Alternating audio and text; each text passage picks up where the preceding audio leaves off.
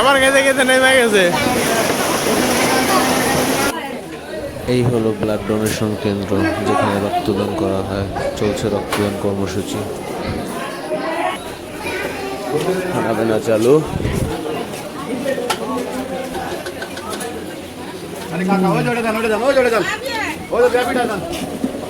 এই যে বাচ্চা বাড়িরা বয়ে পড়ছে।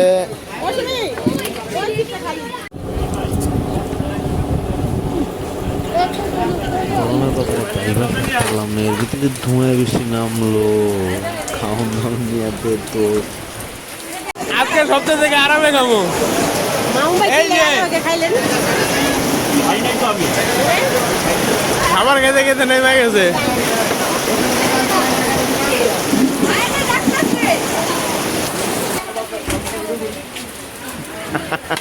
মামুন ভাই আটকে গেছে।